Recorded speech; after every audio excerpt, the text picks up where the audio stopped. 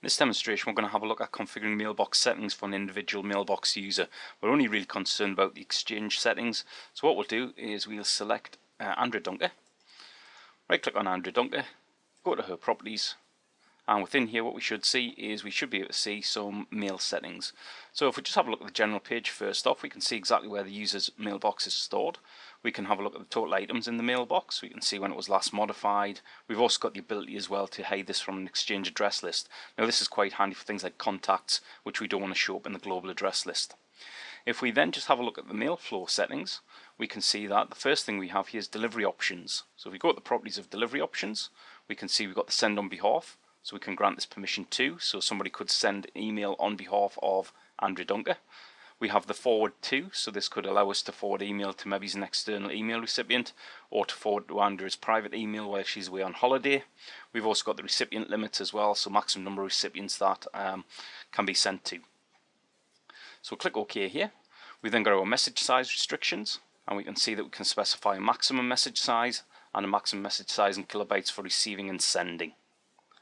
We've then got our message delivery restrictions, and if we have a look at this, we can accept messages only from certain people, or we can reject messages from certain people as well.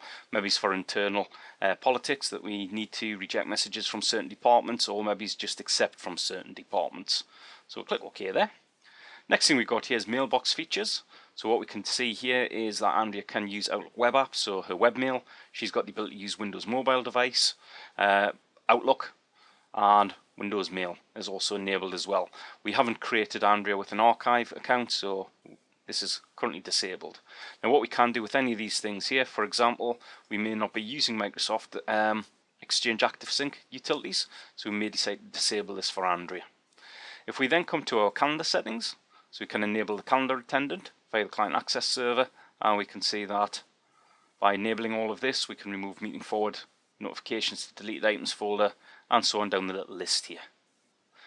If we then come to our mailbox settings themselves, what we have is we've got message records management, so this gives us the ability to actually control how Andrea stores her email.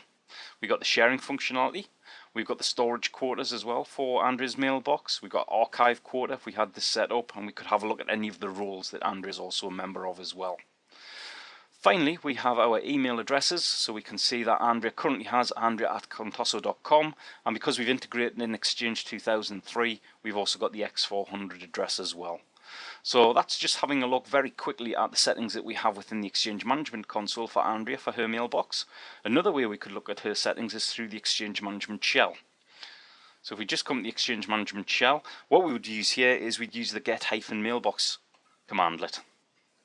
So we'll do this, and we want to do this for Andrea. And what we want to have a look at here is Andrea Dunker.